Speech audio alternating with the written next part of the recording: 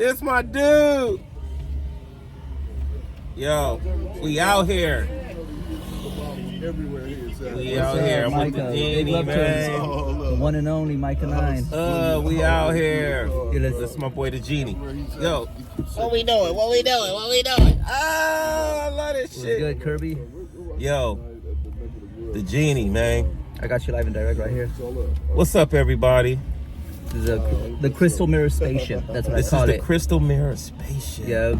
And I've been wanting to get in here and blast off for a long time. I've been watching it. It's famous. So, like, have you heard anything from him? You know, it's been a minute. I know. I mean, last famous. I heard he was out in This is Oakland, my but guy. it's been a few. See, y'all don't even know. I go back with this dude when he was just with the guitar, like playing in little venues, and then he was like, you know what? I'm gonna reflect the world on you motherfuckers. I'm gonna make my own world. And I knew he was gonna do it. I encouraged my guy to do it, and he did. Yeah. Look at this, Genie. Everything's great. Yeah. I'm good to see you guys roll through again. This will make a hell of a lift car. Was that? There's not a lot of people. Right. Is that the herb? Is that just herb? 50-minute set tonight. What time you go on? They have me slated like 10:45. Okay. But I'm not doing nobody 50-minute set. Right. If more people don't show up, they be lucky if they get a 35. Right.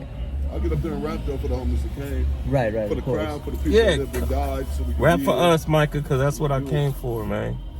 Genie said, can he You hit got that? studio on that motherfucker, damn. I mean, pretty much. Here, come inside. I mean, you're kind of big, so I don't. I mean, you'll fit. It's just let me up. We can switch spots. Let me smoke, man. Genie trying to hit that, bruh. Don't hide it, divide it. Bruh, look I at you, got man. 3 too, man. I A bunch love of this bags car. of weed. Oh, word. Okay. I wish you'd had the whole suit on.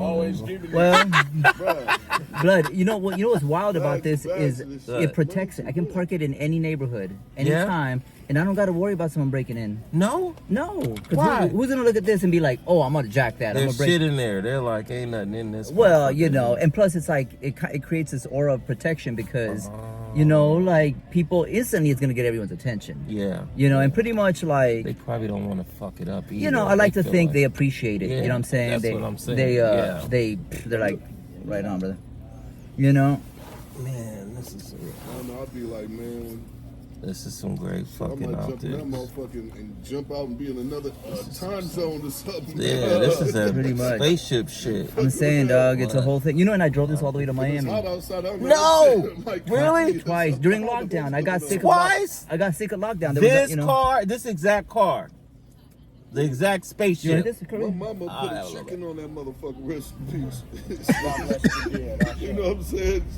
That's that bird. You know I got Woo. jokes. Here you go, Micah. It's something in there. You know I got jokes. It's something in there. But, Yo. Yeah. What is you playing tonight? What you doing? This Oh, I shit just is- came to support y'all. This you is know, of course, of very course. the car it can drive cross Thank you for country. what you did, because he actually helped Peace get a place one time. Oh word. Yeah. Yeah, back in the day, you know, like, but yeah, it's been a few years now. I haven't heard from him. I know, you know, it's too bad, you know, like, Yeah, he was my guy too. of course. You know what I mean?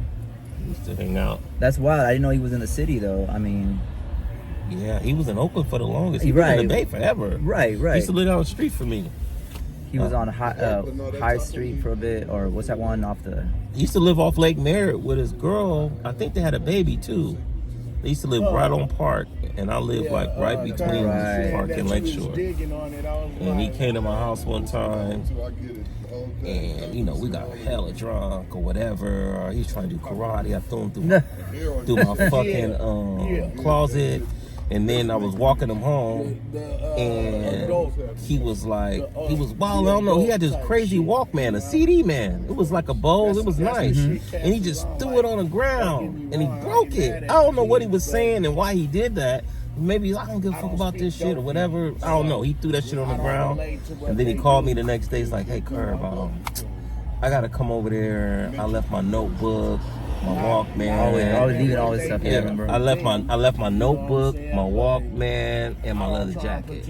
And I was like, "Geez, you don't remember? You smashed your Walkman." And he's like, "Okay, well I gotta come over there and get my notebook and my leather jacket."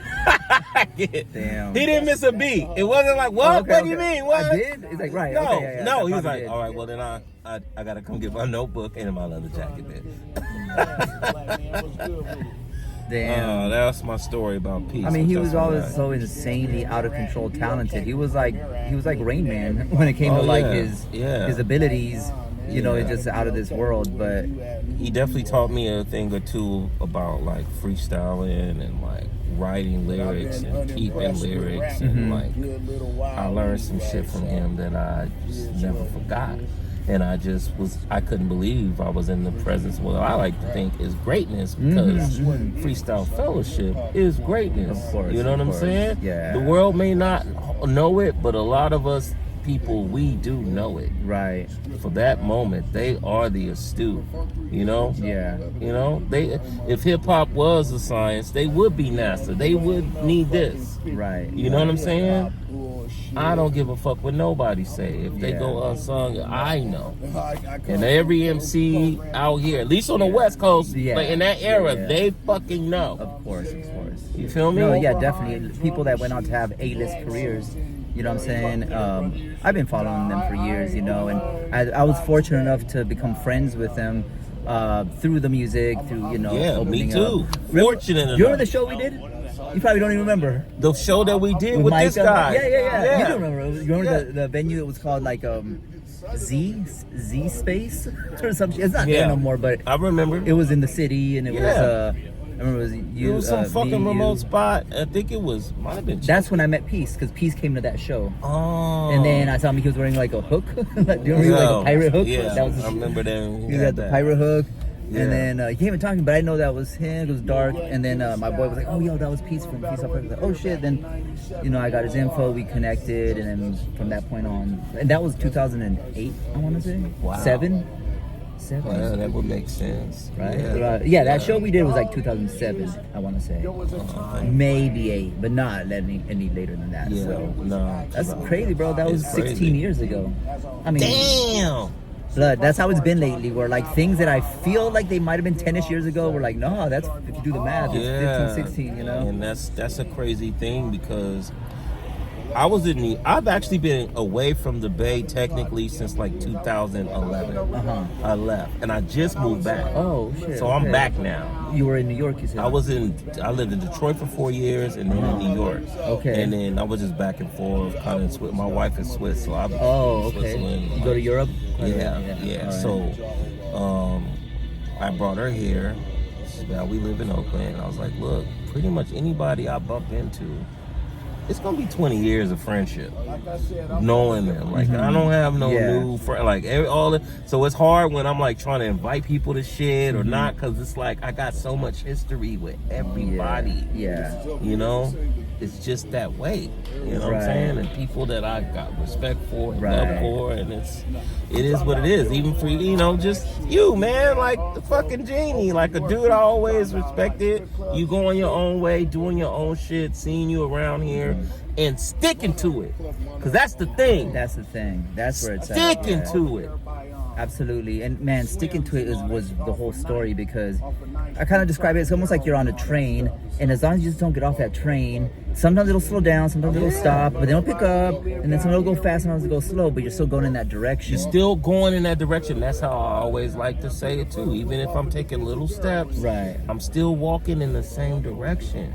I'm not veering off my path. You know what I mean? And that's what I have a path now, and I'm walking on it with my family. I got a 1-year-old daughter now. It's like we're gonna walk and get to another level to where I can kind of come back and be more prevalent in the music and all of that. But I got family though, like all this, like Mykah, like I'm still very blessed, and like, I ain't losing this shit. I can still create like it's nothing. I still have them outlets. What's up with the music? But I got so much motherfucking music, man. It's embarrassing to talk about. I'm in the same boat, bro. Like, I got stuff with like Gifted Gab that I never released. I got all sorts of stuff. All that shit. That man. like I got 4 albums of shit. I got like, albums and albums worth. Crazy shit. But it's just like I know I can't push it right now or re-record it or present it the way I want. And so for me, there's no point in doing it. Right, Like, I'm not gonna hurry up to fail. Mm-hmm. You know Rush what I mean? to like drop the ball. Yeah. And the shit is good. Right. Like, it's classic. It merits I drop like this a real, shit when I need to drop it. Right. Exactly. You know what I'm saying? That's exactly you my. know, and That's the artist in us, I think, where we're like, look, we know what's right. I get it that, like, ideally, yeah, I'd be releasing it all. But I'm like, if I don't have the wherewithal to push it the way it deserves to be pushed in the proper way, There it is. then it's like, well, let's just, I'm good. I'm still doing music. I'm enjoying the ride. And it's not like I don't do music. It's more like, very fucked up. if you have a vessel to get this shit out, I'm working with you, and then you push it, which I do. Like, that's my Paranoid Castle shit. When I work with Factor, like, we do some shit together. I know that shit's coming out in fucking 6-7 months. Right. He's got with everything it needs. I got a vehicle, you know what I mean? Yes, and we got a record. We need to, like, last time we recorded was January 2020, and we was like, I'll be back in July, and then COVID happened, and like we're like 3 songs shy, and just life has happened. But anytime we want to feel like doing it, we'll do it. Right. And it'll come out, and the shit is still good. It's still fucking timeless. great. It's timeless.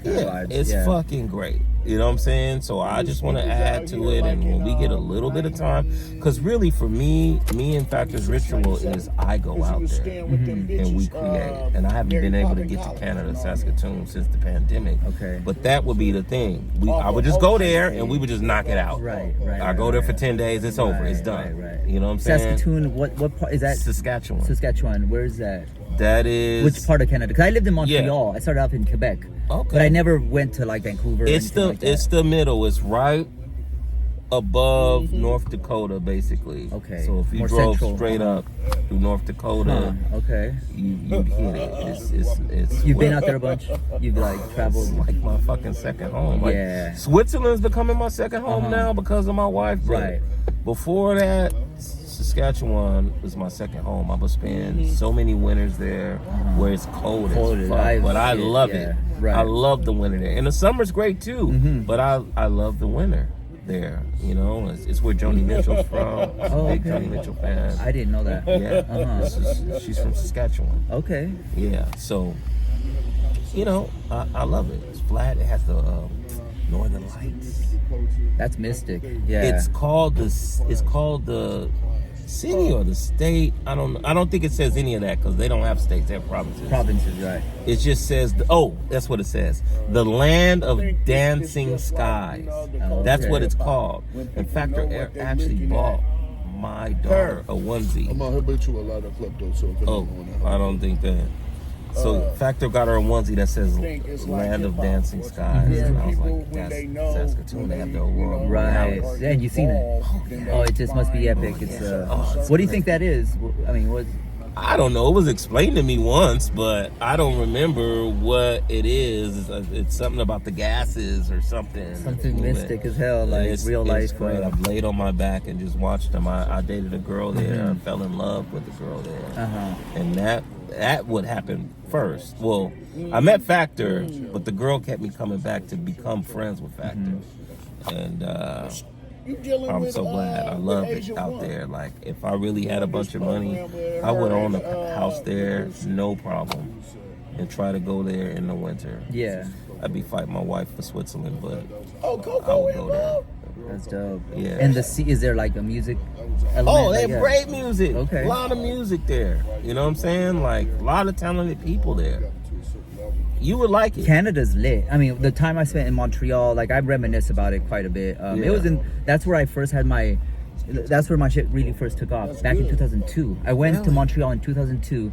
It's a crazy story. I went out there, and that's around the time I was discovering really this whole looping thing. I had been doing it, but I was really like, I really want to do something with this. And so I went out there low-key to learn French with a guy I had met when I was traveling. I met this bro in Brazil. He was from Montreal. And we chopped it up. And then I saw he spoke French. And basically, I decided to go. I was like, because he said, I told him I did music. He said, you can play in the metro, which was like their subway, right? And, this is so long ago now, whatever, right? 22 years ago. But I was like, okay. He was like, oh, you can stay at my place and you can go play but whatnot. So I go. And then I'm doing my thing. I'm playing in the Metro, and that was in Montreal was where I discovered I could also beatbox into it. I mean, it was just guitar loops, and they were cool. Yeah. But when I added the beatbox to it, I had never heard anything like it. And the way it blended together, I was like, oh shit, okay, this just took a whole other and I got obsessed, and I was performing it out. But my big break was this is to blow you away. You'll be able to appreciate this. I saw that the DMC, the scratch championships, the turntable championships were happening at this big venue called Club Soda. I ended up seeing AC. If you'll play there later, you know Club Soda, right? And so I go and I figured, okay, well, I got all my stuff. Let's see what happens. I'm gonna show up and say I'm playing. You know what I mean? And so I get there early, and because I'm busking in the Metro, I got all my stuff. I walk in and like since it's early enough, they see me out the equipment. They're like, okay, I walk in. I'm like, cool. At least I got to see the show for free. Right. Start Right. I go backstage.